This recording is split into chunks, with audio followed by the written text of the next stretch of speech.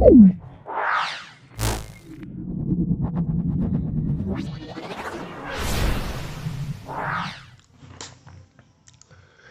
Physics by PKG চ্যানেলের পক্ষ থেকে সকল ছাত্রছাত্রীদের ধন্যবাদ জানাচ্ছি। আজকে আমরা ক্লাস 7-এর 9 নম্বর স্কুলটা, সেটা হলো government girls high school Purulia, 201 থেকে 202 পেজের মধ্যে আছে। এর ভৌতবিজ্ঞান এবং জীবনবিজ্ঞান পোর্শন সম্পূর্ণ উত্তর প্রকাশ করব। এই স্কুলের জীবনবিজ্ঞান এবং ভৌতবিজ্ঞান পোর্শনটা সম্পূর্ণ সলভ করব।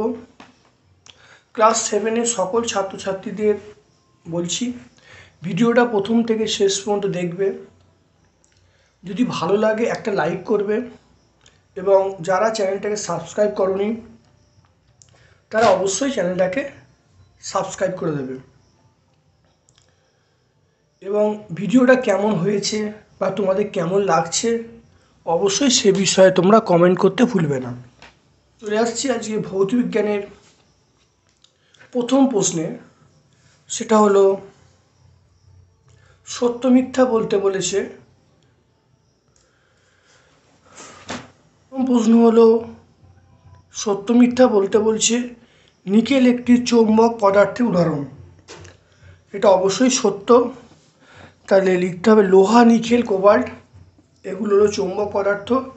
এখানে নিকেল বলা আছে, তাহলে এটা অবশ্যই সত্য হবে। দুয়েরটা, একাধিক সেলের সমবায়ে কি তৈরি হয়? একাধিক সেলের সমবায়ে ব্যাটারি তৈরি হয়। একাধিক সেলের সমবায়ে কি তৈরি হয়? এটা ব্যাটারি তৈরি হয়। বায়ুশক্তি ব্যবহারের একটি সুবিধা। বায়ুশক্তি ব্যবহারের সুবিধা হলো পরিবেশ দূষণ ঘটায় না। এটা হলো পরিবেশ দূষণ ঘটায় না, অর্থাৎ পরিবেশ বান্ধব শক্তি।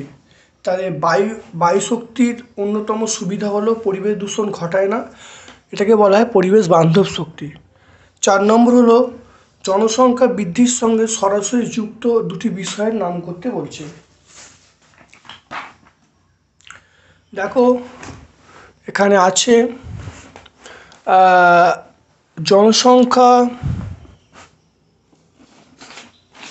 1 নম্বর হলো আরও বেশি খাদ্য উৎপাদন করার চাহিদা। 2 নম্বর পয়েন্ট হলো আরও বেশি বাসস্থান নির্মাণ করার চাহিদা। 3 নম্বর হলো কলকারখানা স্থাপন করা। তাহলে আরও বেশি খাদ্য উৎপাদন করার চাহিদা। 2 নম্বর পয়েন্ট হলো আরও বেশি বাসস্থান নির্মাণ করার চাহিদা। 3 নম্বর পয়েন্ট হলো আরও বেশি কলকারখানা স্থাপন করা।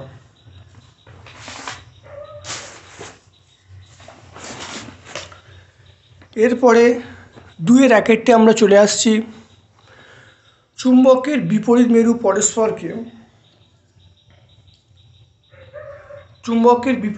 পরস্পরকে আকর্ষণ করে। চুম্বকের বিপরীত মেরু পরস্পরকে ড্যাশ করে। চুম্বকের বিপরীত মেরু পরস্পরকে আকর্ষণ করে।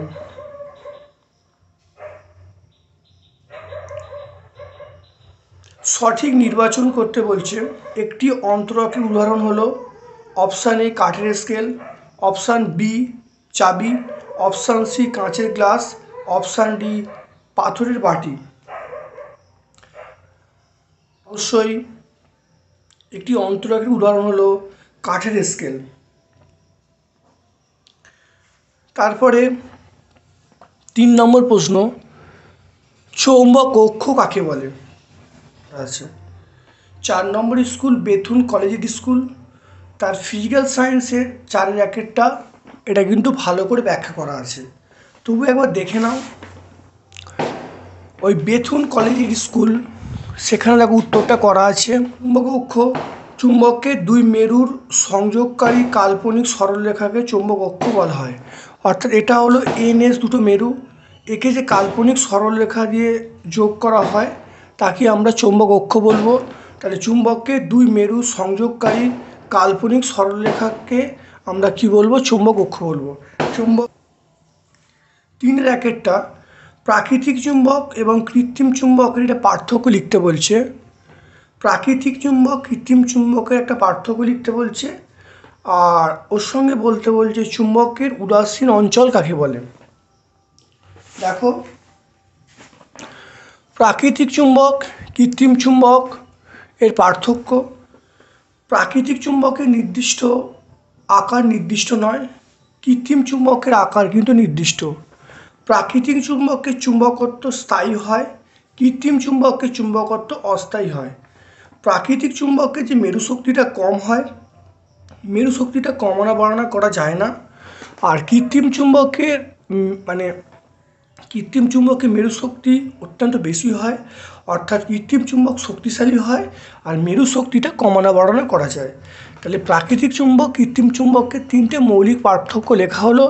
এখান থেকে তোমরা যে কোনো একটা পরীক্ষা হলে লিখে দেবে, কারণ এখানে একটা বলেছে, তোমরা একটা লিখলেই নাম্বার পেয়ে যাবে।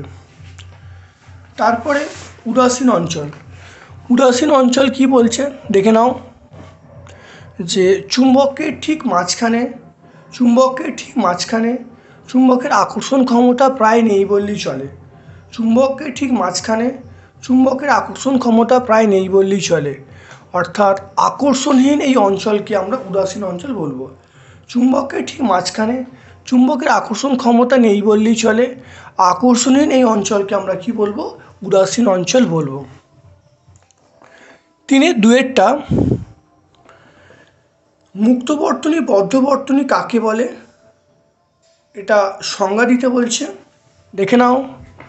মুক্তবর্তনী, তড়িৎ বর্তনীর কোনো অংশ বিচ্ছিন্ন থাকলে, কোনো একটা তড়িৎ বর্তনী নেওয়া হয়েছে, তার কোনো একটা অংশ যদি বিচ্ছিন্ন থাকে তাহলে সেই বর্তনীকে আমরা কি বলবো? মুক্ত বর্তনী বলবো।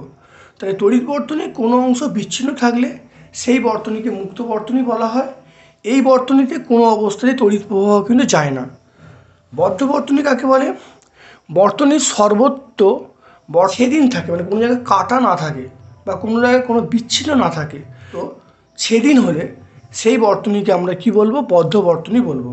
আর বদ্ধ বর্তনীর মধ্য দিয়ে তড়িৎ প্রবাহ যায়, মুক্ত বর্তনীর মধ্যে তড়িৎ প্রবাহ যায় না, বদ্ধ বর্তনীর মধ্য দিয়ে তড়িৎ প্রবাহ যায়। দেখো, সোলার ক্যালকুলেটরে কোন শক্তি রূপান্তরিত হয়?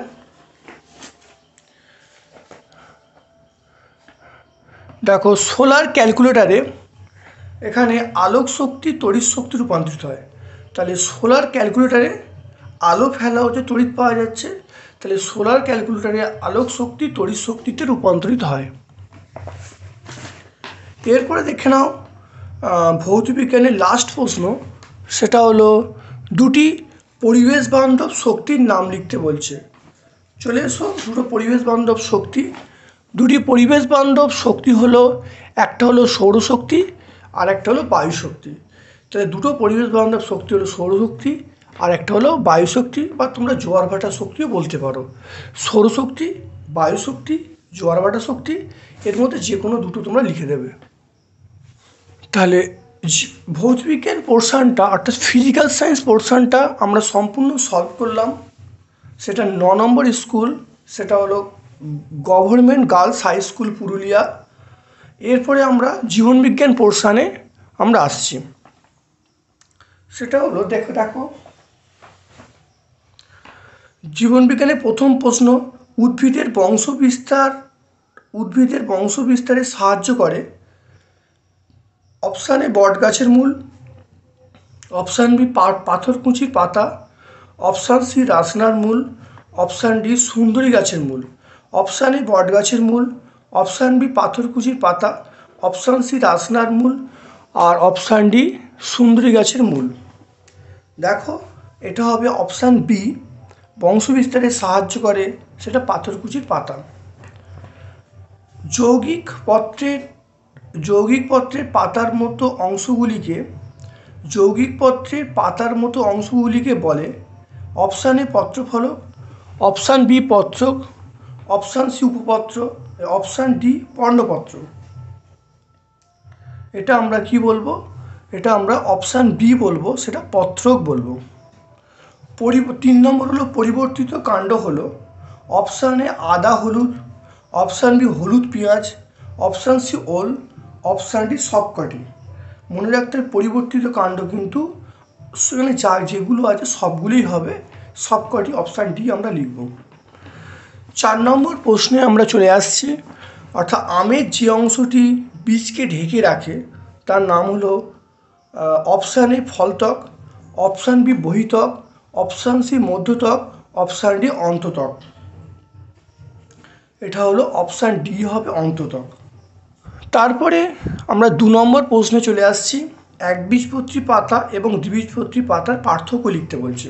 দেখে নাও, সুন্দর করে লিখে রেখেছি, ভালো করে দেখে নাও, উত্তর করা আছে, ভালো করে বুঝেও নাও। একবীজপত্রী পাতা এবং দ্বিবীজপত্রী পাতা দেখতে পাচ্ছ, একবীজপত্রী পাতা এবং দ্বিবীজপত্রী পাতা। একবীজপত্রী পাতা, একবীজপত্রী পাতায় সমান্তরাল শিরাবিন্যাস দেখা যায়, দ্বিবীজপত্রী পাতায় জালিকাকার শিরাবিন্যাস দেখা যায়। একবীজপত্রী পাতার ক্ষেত্রে পাতা সাধারণত সমাঙ্গপিষ্ট হয়, দ্বিবীজপত্রী পাতায় এটা সাধারণত বিষমপিষ্ট হয়। তাহলে একবীজপত্রী পাতায় সমাঙ্গপিষ্ট হয়, দ্বিবীজপত্রী পাতায় এটা বিষমপিষ্ট হয়। আর একবীজপত্রীর পাতার উদাহরণ হলো যেমন ভুট্টা, গম, এগুলো একবীজপত্রী উদাহরণ আমরা বলবো। একবীজপত্রী উদাহরণ আমরা বলবো ভুট্টা, গম। আর দ্বিবীজপত্রী উদাহরণ বলবো, সেটা হলো আমরা বলবো আম এবং মটর। তাহলে এখানে একটু পার্থক্যটা দেখে নেওয়া যাক।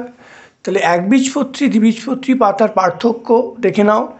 একবীজপত্রী পাতার ক্ষেত্রে পাতায় সমান্তরাল শিরাবিন্যাস দেখা যায়, দ্বিবীজপত্রী পাতায় জালিকাকার শিরাবিন্যাস দেখা যায়। একবীজপত্রী পাতা সাধারণত সমাঙ্গপিষ্ট হয়, দ্বিবীজপত্রী পাতা এসব বিষমপিষ্ট হয়। একবীজপত্রী পাতার উদাহরণ হলো ভুট্টা, গম, দ্বিবীজপত্রী পাতার উদাহরণ হলো আম এবং মটর। এরপরে দেখো পার্থক্য আছে, ব্যাপন এবং অভিশ্রবণের পার্থক্য আছে। ব্যাপন এবং অভিশ্রবণের পার্থক্যটা আমরা 6 নম্বর school Burdwan municipal high school, দেখবে লাইফ সায়েন্সের 3-এর প্রশ্নটার উত্তর আছে। 6 নম্বর school Burdwan municipal high school, এই 6 নম্বর স্কুলের জীবনবিজ্ঞান পোর্শনের যে 3-এর উত্তরটা আছে সেটা দেখবে ব্যাপন অভিশ্রবণের পার্থক্যটা সুন্দর করে ব্যাখ্যা করা আছে।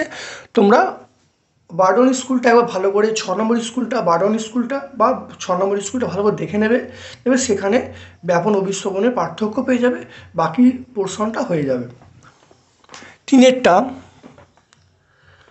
একটি মটর বীজ অঙ্কন করে ডিম্বক নাভি এবং ডিম্বক রন্ধ্র চিহ্নিত করো। এই প্রশ্নের উত্তরটা তোমরা টেক্সট বই সুন্দর করে পেয়ে যাবে।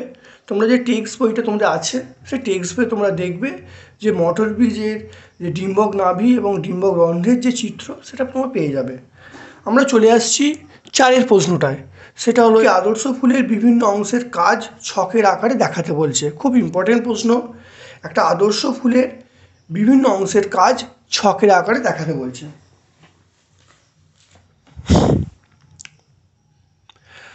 তাহলে আদর্শ ফুলের বিভিন্ন অংশগুলি কী কী? একটা হলো বৃতি, দলমণ্ডল, পুংকেশর চক্র, চক্র। তাহলে 4টে মেন অংশ হলো বৃতি, দলমণ্ডল, পুংকেশর চক্র, আর একটা হলো গর্ভকেশর চক্র। প্রথম চলে আসছি, সেটা হলো ফুলের যে অংশ আছে, ফুলের অংশ, সেটা হলো ফুলের অংশের মধ্যে যেটা পড়ছে দেখো, বৃতি আছে, বৃতি, 2 নম্বর দলমণ্ডল, 3 নম্বর পুংকেশর চক্র, 4 নম্বর গর্ভকেশর চক্র। তাহলে ফুলের অংশের মধ্যে এগুলো আছে। আর কাজগুলো বলছি, তাহলে প্রথম আসছে বৃতি। বৃতির কাজ কি?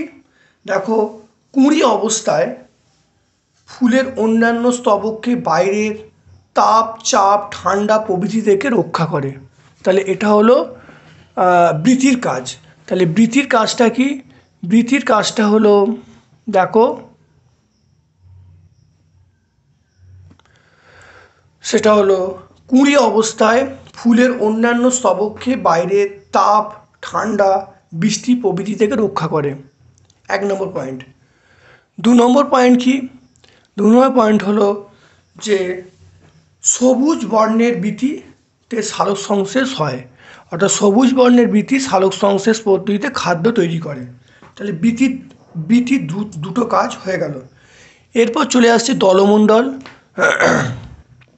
দলমণ্ডল এটা আছে আছে পাপড়িগুলি আকর্ষণীয়। তাহলে দলমণ্ডলের কাজগুলো হলো পাপড়িগুলি আকর্ষণীয় রং এবং সুগন্ধযুক্ত হওয়ায় কীটপতঙ্গে আকর্ষণ করে এবং পরাগযোগ ঘটাতে সাহায্য করে। তাহলে দলমণ্ডলে পরাগযোগ ঘটে। 2 নম্বর পয়েন্ট কী আছে, পুংস্তবক এবং স্ত্রীস্তবক দুটিকে রক্ষা করে দলমণ্ডল।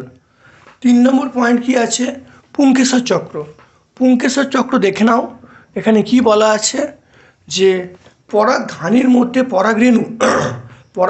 মধ্যে পরাগরেণু সৃষ্টি করা এবং জননে অংশগ্রহণ করা। তাহলে পুংকেশর চক্রের কাজ হলো পরাগধানীর মধ্যে পরাগরেণু সৃষ্টি করা এবং জননে অংশগ্রহণ করা। আর 4 নম্বর যেটা আছে সেটা গর্ভকেশর চক্র। সেটা কি বলছে, সেটা হলো পরাগধানীতে থাকা পরাগ গর্ভমুণ্ডে পড়লে তাহলে ডিম্বকের সঙ্গে মিলিত হয়, এরপর ডিম্বাশয় ফলে এবং ডিম্বক বীজে পরিণত হয়। তাহলে এটা হলো গর্ভকেশর চক্রের কাজ। আজকে আমরা 9 নম্বর স্কুল, সেটা হলো government girls high school Purulia, এটা জীবনবিজ্ঞান এবং ভৌতবিজ্ঞান পোর্শনটা সম্পূর্ণ সলভ করলাম। প্রথমে আমরা ভৌতবিজ্ঞান পোর্শনটা, তারপরে জীবনবিজ্ঞান পোর্শনটা সম্পূর্ণ সলভ করলাম। ভিডিওটা কেমন লাগলো অবশ্যই কমেন্ট সেকশানে কমেন্ট করবে। যদি ভালো লাগে একটা লাইক করবে, এবং যারা চ্যানেলটাকে সাবস্ক্রাইব করোনি তারা অবশ্যই চ্যানেলটাকে সাবস্ক্রাইব করে নেবে। আর আমার ইউটিউব চ্যানেলের লিঙ্কটা তোমাদের সকল বন্ধুবান্ধবের মধ্যে শেয়ার করে দেবে। আজকে এখানেই আমরা ভিডিওটা শেষ করছি। তোমরা ভালো করে ছুটি কাটাও, তোমরা ভালো করে এই প্রশ্নবিচিত্রার সেটগুলো ভালো করে ভিডিওতে দেখো। আমার পক্ষ থেকে আজকে ধন্যবাদ জানিয়ে আজকের মতো ভিডিও শেষ করলাম।